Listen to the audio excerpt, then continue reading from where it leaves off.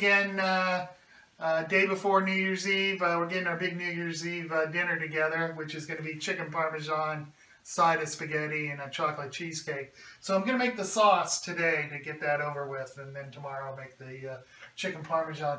I have a video on making sauce, but I made it from canned tomatoes, but I promised I would do one where I'm making it from whole tomatoes. Did I say potatoes? Yes. Let's make the spaghetti sauce from tomatoes. So this part of the video, it's called blanching the tomatoes, and what it does is it'll help you pull the skin off the tomatoes good. And the way you blanch it is you take this little stem piece at the end right here, you cut that out, then you make an X on the other side. Not real deep, like that. Then you put in about this many, let's see how many we can fit in here, for about 1.5 minutes.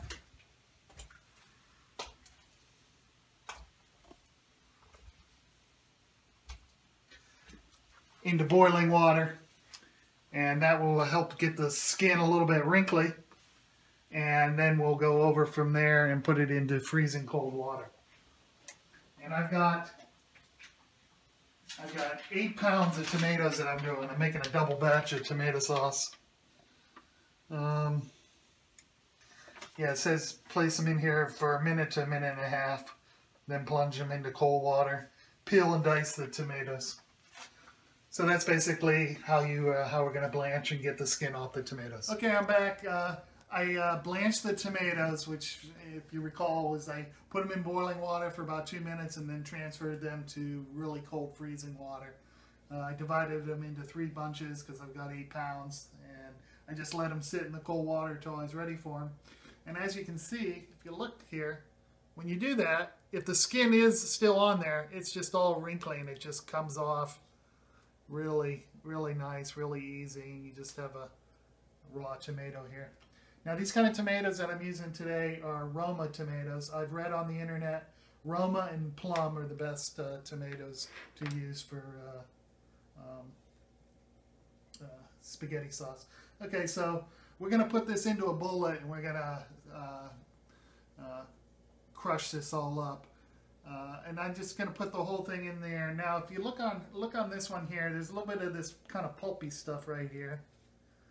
And I'm going to pull just a little bit of that out because I don't think that'll be real tasty. So I'm going to cut a little bit of that too.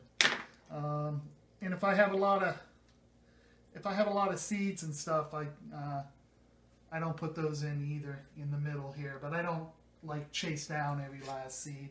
Let's take a look at what this one looks like. Okay, here's a good one here. Come over here. I'm going to take this white part out in the seeds. This is all very juicy in here, and the problem I had the first time I made this sauce was it was a little bit too wasn't thickened up enough. So if anybody who's watching this makes homemade tomato sauce and can get it to really thicken up, leave a comment and I'll learn how to make it better. Like I said, I'm not a professional. I'm just somebody trying to learn how to do this stuff. Put that piece in. I'm going to take this little white piece out, kind of like the core of it there, and put that in. So I think you get the idea what I'm going to do. So after this, there's like garlic and onions to cut up that we're going to saute, and then the thing will be ready to put together. So we'll see you then. Okay, I'm back. I've got the tomatoes all skinned the way I want them. Put in about 1/2 cup of olive oil, and we're going to saute the vegetables that I've chopped up. In this bowl is garlic, salt, onions, 4 onions because we're making a double batch, and 1/2 cup of basil. A lot of basil. So we're going to pour that all in there. I'm going to let it saute for about 5 minutes.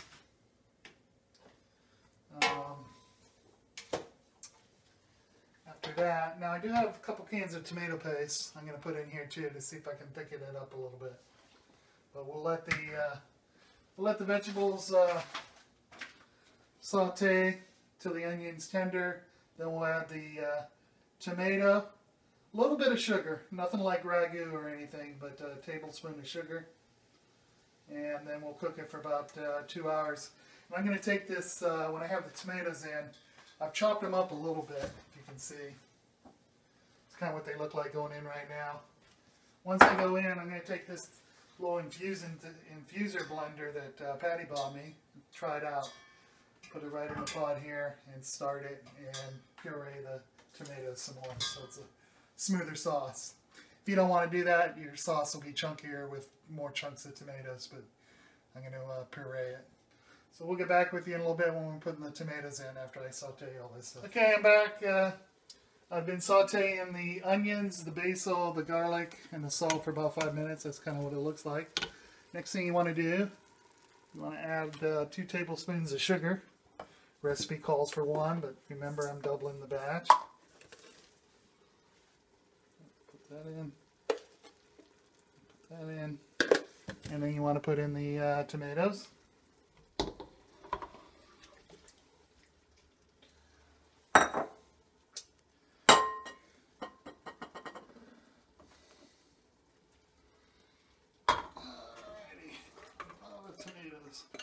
It all fits in my pot, so that's good. And what's the next thing I want to do? I think that's it for a bit. Saute, add a little bit of parsley. Heat to boil, reduce heat and simmer, uncover for about 2 hours. Then it says remove the parsley, so what are you supposed to do? Like put it in a little spot there? I don't get that. I've heard you're doing that with a bay leaf. What do you think, Patty? You could put it in with a tea infuser, but we don't have one. So. Okay, I'll probably skip that then. So, I'm going to get this to go to a boil, and then I'm going to use the immersion blender. Well, I think you should let it cook for a while before you do that. It's not an infuser, as I was corrected. We're not infusing anything. We're immersing this. Right. Okay, so I'll get this thing to a boil, and then you said let it wait a while. Well, yeah, because they're going to cook down anyway. So let them cook down, and then when there's, see what it's like. Show them what this kind of looks like first going in here. We'll see how it comes out. Oh, tomato paste too, but I'm going to add those. Sorry. You could wait till you need them. Yeah, I'm going to add those a little later. And then I don't know what else I can do to stiffen it up a little bit. Maybe. I don't think you need to. You know, if you need to stiffen it up, you could put the tomato paste in, but wait and see. Well, also, what about what's that stuff you use for gravy to stiffen it up? Cornstarch. Cornstarch. No, you don't think that'd be good? Mm-mm. Okay. All right. Goodbye, everybody. Hi, I'm back again. It's been about 24 hours since I've been on this sauce. If you remember the last thing, we'd put everything into the bowl, and all the tomatoes were kind of chunky, and there was basil in here. Kind of looked like a basil soup. I was kind of worried about it. We let it simmer for about an hour, and then we used that, what's that thing called? Immersion blender. Immersion blender. And once we did that, that really made it look a lot like this. As you can see, we've got a nice thick sauce. We continued to simmer it really low, like really low. It wasn't even bubbling.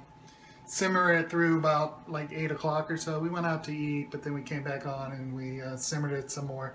I did end up putting 2 small cans of tomato paste in here. That helped with the color. It was kind of orangey, and that kind of helped with the color. I bet if you looked at ragu spaghetti sauce, I bet one of the bigger ingredients is probably red dye. But to me, it looks like we'll see how it tastes. I like the way that it came out. It's nice and thick, nice and healthy looking. So we've got company coming over in about 45 minutes. Bye.